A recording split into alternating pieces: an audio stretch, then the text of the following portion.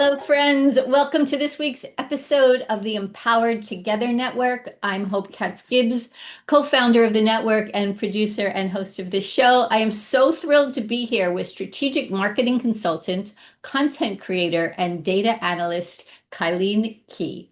We met at a networking event, the Women of Color Retail Alliance here in DC. And because she works for LinkedIn, and she told me that over drinks, and we were like, oh my God, I need some help. So we got to be friends and have been talking, and now she is a member of the Empowered Together Network, which is super cool. Let me tell you a little bit about her.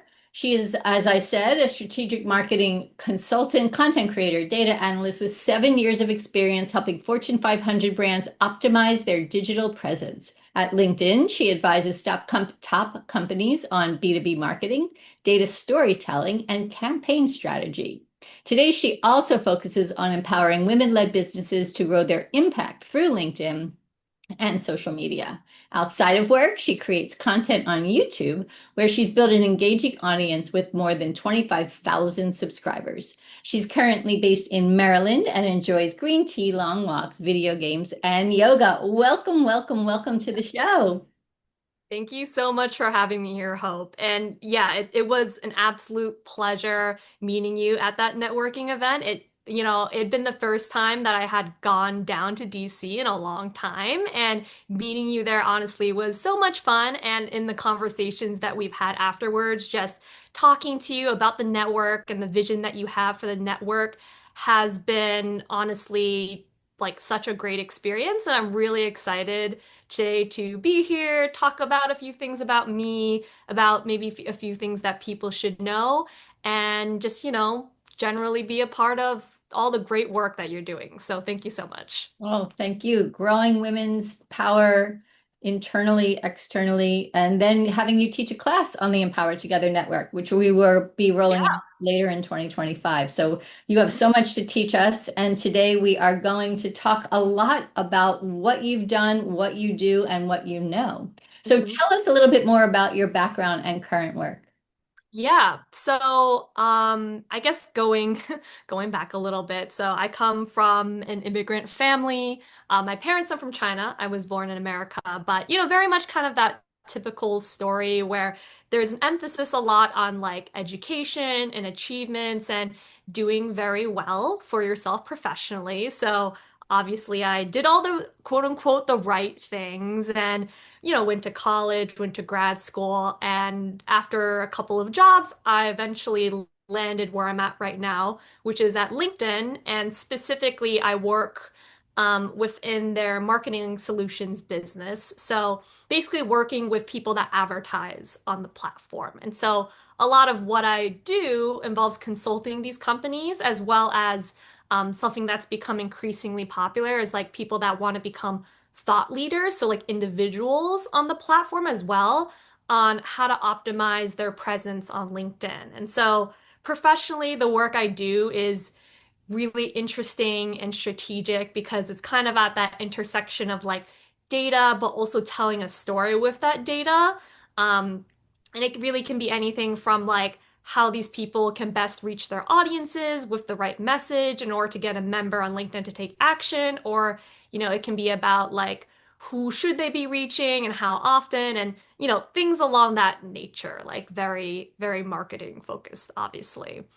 And so especially with one of the things I wanted to talk about a little bit as well is that one of the things that's become really hot this past year with all of the tech clients that I've been working with, obviously has been AI. And so throughout my work, what I've noticed is that all throughout this past maybe just year or so, I've been increasingly asked by all these companies on like, what's the best way to market these brand new AI-driven products that they're building and are now hitting the shelves? Or what's the best way to integrate AI into the current way that we're doing marketing to make it more optimal and efficient? And so part of, I think, what I've been struggling with a little bit from like that professional career side is like in like how do I act like ethically within the process of also promoting, kind of being complicit with these companies that are promoting AI, which is kind of fundamentally like doesn't really go along with my values. But I'll get more into that maybe in like a further question. And then like you kind of mentioned before, at the same time, the one thing I do like that's totally unrelated to everything I just talked about is that I run my own YouTube channel on something like that's not professional. Well, not prof I say not professional. It's about video games. So I talk a lot about different aspects of video games that I find really interesting. Um, and I say not kind of professional, kind of not professional, because it's this thing I feel like, especially among older generations, where there's this stigma where video games are kind of more so for kids. But at this point, I truly believe video games are really just like any other form of entertainment. In fact, I think the combined market capita of the video game industry is actually greater than the movie industry at this point. So at this point, they're pretty much, it's just another form of very interactive entertainment that's out there. But I started my channel a couple of years ago, and like you mentioned, I've grown it to 25K subscribers-ish.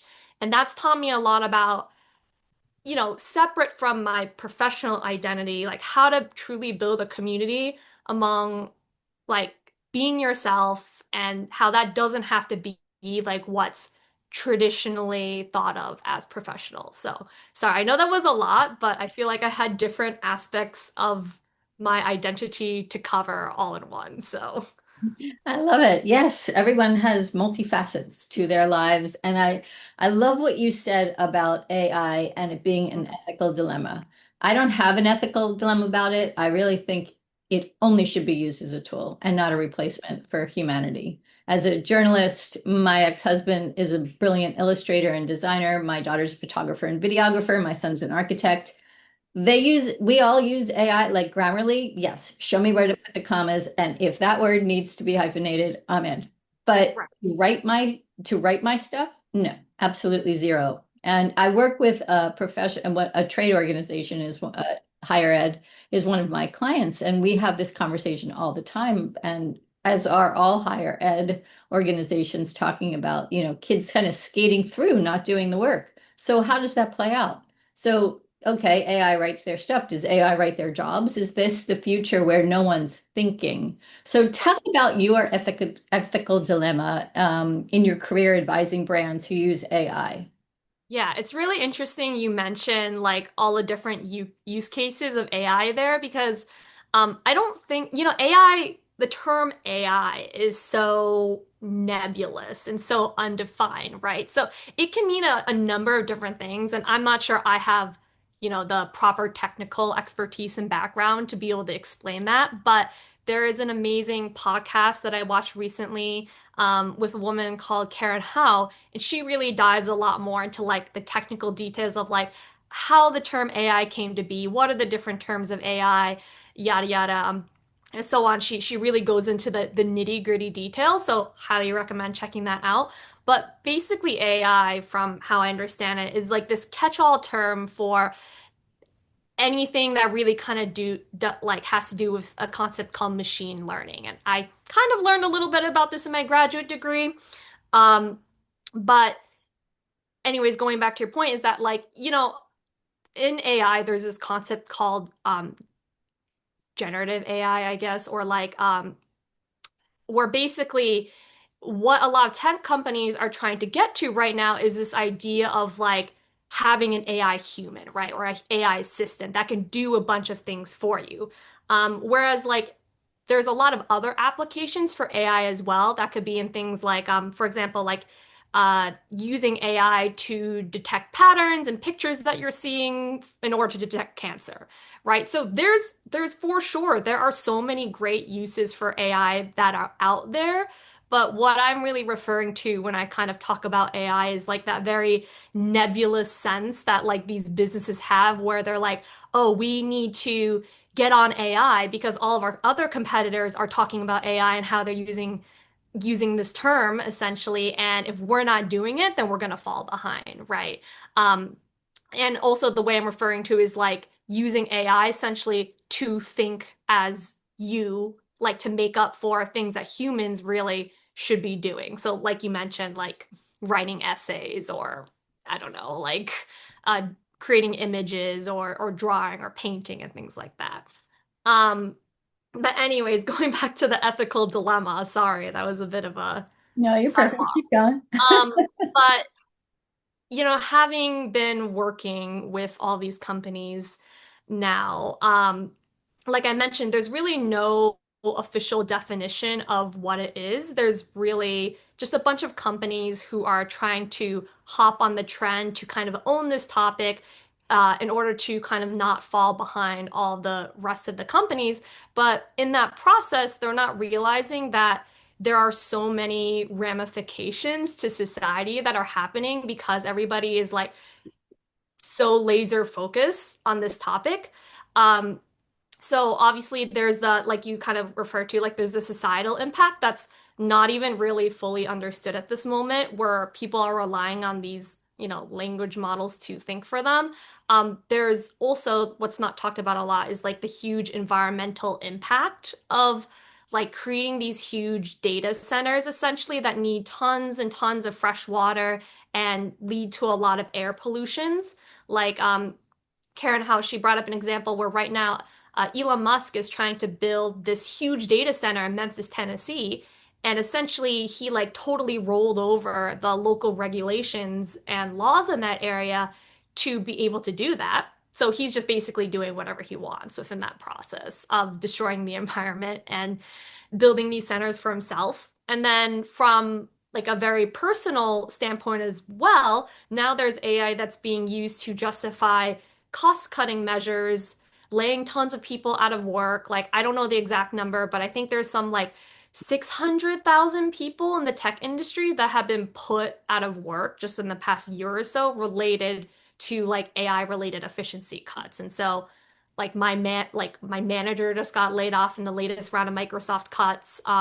Another manager that I knew was also cut out, and thank God my job is safe as well. My job is safe, but like obviously it's not great for all the people that are left behind as well. Because we have to kind of deal with that, knowing like we could be next. So not to be overly negative about AI, right? Because like I mentioned, there are some benefits to using AI, but with everything going on, it's just such a misalignment with my values that I've really been doing a lot more thinking about what it would be like to build a career that has more of that autonomy with what I actually want to do, that has that alignment with my values, and then figuring out like what it even is, like we as individuals can do in today's day in society to push back against that sort of thing. Um, so that's kind of what I've been grappling with. And then YouTube has been great because that's kind of allowed me to express that individualism in some way, but it doesn't really necessarily fulfill that need of like making a big change in the world, right? So anyways, that's where I'm at right now. I don't know, sweetie. I think that is the change we wish to see. And this idea that I'm an entrepreneur and always have been. It's built into you, right? It's not something you can learn, I don't think. It has to be modeled for you. And my parents did model that for me. And so Hmm. I try to model it for my children, especially. So, speaking of which, my son's master thesis, he just graduated from Harvard's GSD, the Graduate School of Design. So he's an architect, and his thesis was on how to humanize data centers. Hmm. I Wow. initially asked, yes. And so he did a deep, deep dive. So many students that he was a TA to showed up to help him build this like 50-foot example. He went to Akron, Ohio to interview the mayor. That's a big data center hub. And I Wow. drove him around Northern Virginia because in Loudoun County, there's tons of data centers, right? And it is this environmental suck. And, Hmm. Seems to have this idea that people are irrelevant, right? And ex machina, right? This is like this whole thing that we are useless. And so that's something that we should all be ethically grappling with. And, Hmm. people who are creative realize the danger in this because not because we're competing with, people that like don't have it and now they suddenly are creative. I have a good friend who wrote a book in 24 hours. He didn't write a book. He put stuff into ChatGPT and that wrote a book and he asked me to help him promote it. And I'm like, no, Right. that's not, I mean, someone else will, you can promote it yourself. But that's it's because Elaine's Literary Salon is one of my huge clients. I just collaborated with Jeffrey James Higgins, who's a thriller novelist, a bestseller. And so we are talking about, he interviews tons of authors and it's from them. Hmm. Like, these stories are from them. And so I would encourage you just keep going, right? Just keep doing what you're doing, do your YouTube thing, and we will promote that. As original thought, is for until I stop taking my last breath. That is, I will promote original thought. I very much appreciate that. And that's something like I see a lot in the content creation space. And I don't want to be overly critical, but one of the things that I really try to do in all the content that I create is make sure that there is like I'm going in and I'm verifying whatever I'm talking about. Like I'm going into the game and actually looking at it myself and verifying that this information is correct. And all the content that I create, I try to make it as original as I possibly can, whether that be like in the topic I'm talking about or whether that be in the opinions that I'm forming about the games that I'm also talking about, right? So I always try to make sure there's some level of like authenticity to me that is in the content that I'm putting out. And where I see a lot of content, in my opinion, that doesn't necessarily do as well is like when you have people like basically trying to phone it in, right? And so, no offense to your friend with the 24-hour book Mhm. deal, but like is that them trying to actually be an author or is that them trying to go for a cash grab, you know? And so when the medium that you're working on becomes a means to an end and the work itself is not the end itself, then that starts to become a bit of a problem, in my opinion. Yeah, and in mine too, that's my question to him, Mm. what's your goal? What do Right.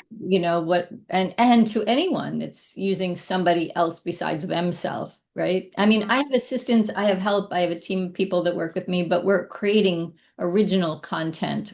Right. Like we're using our own skills. And I love what you said about, what is it in you that's authentic and has integrity, right? I mean, I Right. talk about this all the time on these podcasts. Martha Beck I did her life coach training because I love her. The Way of Integrity is her book, and that makes perfect sense to me and everyone else. So, yeah, keep doing what you're doing. Now, let's loop back around to LinkedIn. So, how people brand themselves, this is actually related. Do you think everyone needs an online profile, and what is the best way to do that?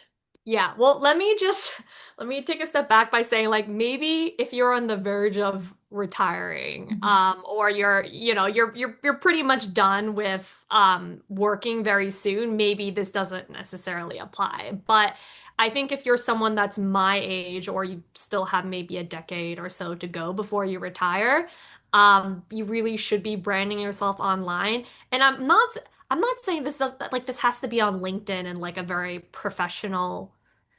super professional kind of way. What I'm saying is like you need to be online and engaging in some sort of sphere where you're able to build a particular brand for yourself. And ideally, like this would also be like a brand that is like very authentic, it's aligned with who you are as a person, and also like hopefully it's not kind of like because I know some people online are kind of like trolls and stuff like that. That's not for me because I like that's just not how my personality is, but I think it should ideally also be like a positive presence as well. Um, and the reason I say this is not like for you to post just for the sake of posting, but if you're really able to build that community and carve out that community for yourself, you get a ton of benefits from it, but also protections, right? So, and what do I mean by protections? Like companies can clearly just lay you off whenever they want. Like there's absolutely zero consequences. Like if you're at will, like they can just get rid of you that day and they don't ever have to worry about paying you ever again. And especially after COVID, I think this became even more so of a problem. But then, when you're building this kind of online presence, you're ideally, right, one, making very authentic connections and meeting great like-minded people who you want to mutually help each other out. But there's another aspect of where you want to brand build in order to protect yourself against the power that these corporations have over you, right? Because if you build your own resources and brand and assets, then you have the ability to walk away whenever you want. Or if you do walk away, like, and you want to stay in, like, you can always find another job much more easily. You can command more of a salary and like negotiate more of a salary when you do decide to go to another employer.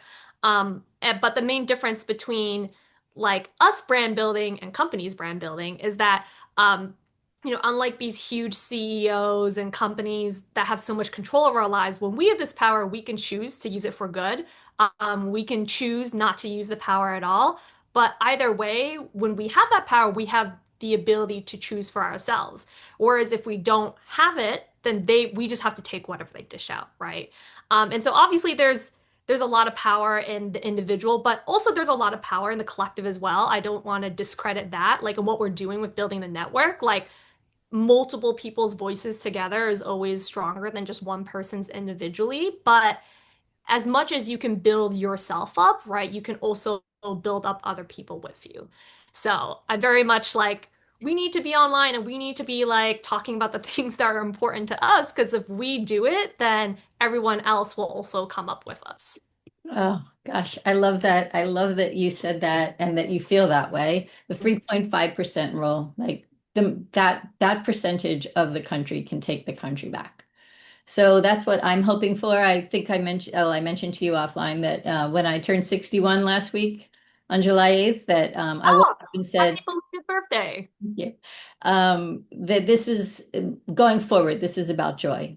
And Mhm, there is so much darkness out there, but we will come together collectively and create joy because that collective conscience is the power, right? And the more amazing people in your age range and mine and in between and younger and older, we know what's right.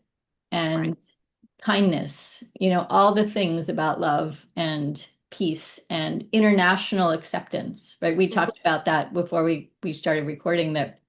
How amazing is it that my son, at Harvard worked with all these students from China, so many of them, and they were like up with him all night, working with him. And now they're potentially deported. I mean, it's a catastrophe beyond belief. And it was very much at Harvard's graduation talking about this tragedy that's afoot. And so I love that you're out there, that you're at LinkedIn for, hopefully for as long as you want to be. But I Mhm, also love what you said about, taking it back, mhm, setting it out there so that you power to the people, right? mhm. No, 100%. Like we as individuals, like I obviously I can't to some extent I can only change what is within my control, right? But what I can control is like how I'm showing up in the world. And so by building this like authentic community, like that's one of the ways in which I show up, right? And I show up as myself, and not as like anyone else or like for the purposes of like trying to get popular or get subscribers, which there's nothing inherently wrong with that, but that's just not how like that's not my goal with my YouTube channel, right? But obviously the more people that subscribe, like that's also I'm not gonna lie, it is a little bit flattering at the same time. Like you love seeing the numbers go up, but I mean that's not why fundamentally I do this. Otherwise, there's so many other things that I could be doing with my life that are way easier, like I don't know, pushing out AI generated videos about sob stories or something like that. Like I've seen so many of those recently. I don't know if you have, but like it's about like these like AI dog generated videos on like YouTube Shorts where it like there was a dog and he was like drowned. Anyways, I was like, what am I looking at? Like, I don't know who's consuming this content, but that video had millions of views, so Well, I it's find that crazy. horrifying. But I didn't understand the Kardashians. I don't understand a lot of things. Yeah, no, that's fair. So, we just have to do what we know is right, right? I mean, National Treasure is one of my favorite movies, where do Oh, you that's know this so fun. movie, right? Where, he's at the Library of Congress and he's like, what they did, I'm not going to get this exactly right, but they did what they knew was right, Mhm. despite the consequences. And that's what we're doing. So tell me why you want to join the Empowered Together network and bring more people with us. For sure. I feel like, my idea of success has really changed over time. And, just being out here in the world that we are today, I feel like it has inevitably shifted just with how the world has been shifting around me. So right now, really, my idea of success and what I'm trying to build is all about alignment. Like, am I using my skills and my energy in a way that feels fulfilling? Do I have that space to be creative? And am I growing? And so I want my success to really feel sustainable and where I can use what I learned to help the others around me.